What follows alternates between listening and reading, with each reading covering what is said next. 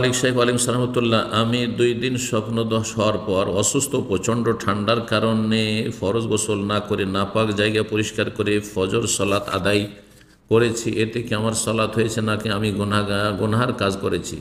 নাপাক জায়গা মানে কাপড়, সেটুকু সাফ করেছেন, ঠিক করেছেন।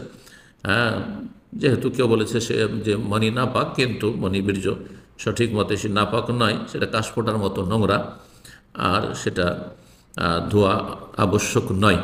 এটা বিষয় হচ্ছে হালকা বিষয়, কিন্তু তার চেয়ে বড় বিষয় হচ্ছে যে আপনার গোসল ফরজ ছিল শরীরে, আপনার হাদাসে আকবার বড় নাপাকি ছিল, এর জন্য গোসল ফরজ ছিল, কিন্তু আপনি অসুস্থ ছিলেন।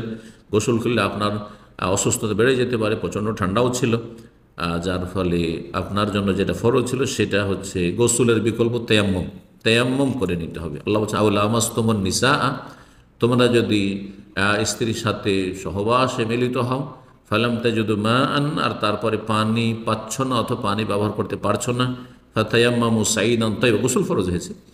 তো গোসলের বিকল্প হিসাবে তেমন আল্লাহ বলেছেন ফাতায়াম্মামু সাঈদান তাইয়্যিবা, পাক মাটিতে তোমরা তেমন করেন না। সুতরাং তেমন করে আপনাকে সালাত আদায় করতে হবে। যদি তেমন করে থাকেন তাহলে সালাত হয়েছে, না হলে হয়নি, পুনরায় সালাত আদায় করবেন।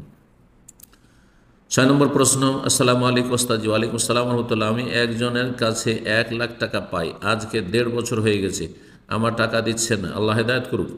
এই টাকা কখন ফেরত পাবো, আদৌ পাবো কি না শতভাগ নিশ্চিত না। এখন এই টাকার জাকাত আমি কিভাবে দেব বা দেওয়া লাগবে কি না?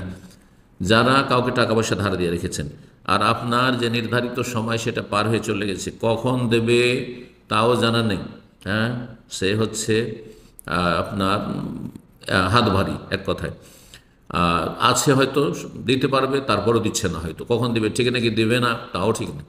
অথবা সেই ব্যক্তি আর্থিক সংকটে অভাবী, তার সচ্ছলতা কখন আসে আর কখন দেয়, নিরুপায় ব্যক্তি। এই দুটি অবস্থায় আপনাকে প্রতি বছর জাকাত দিতে হবে না, বরং যখন টাকা আপনার কাছে ফিরে আসবে তখন জাকাত দেবেন। কিন্তু সচ্ছল ব্যক্তিকে যদি দিয়ে রাখেন আর আপনি বলেন যে ঠিক আছে অসুবিধা নেই, 1 বছরের জন্য 2 বছরের জন্য তোমাকে দিয়ে রাখলাম, যখন আমার লাগবে তখন চেয়ে নেব, এইভাবে দিয়ে রেখেছেন, তাহলে প্রতি বছর জাকাত দিয়ে যেতে হবে। যে আপনার প্রশ্ন, এই ক্ষেত্রে জাকাত যেই দিন আপনার কাছে টাকাটা উঠে আসবে সেই দিন আপনি গত কয়েক বছর হয়ে গেল শুধু 1 বছরের জাকাত আপনার ফরজ হবে, সেটা দেবেন। আল্লাহ তাআলা আলাম।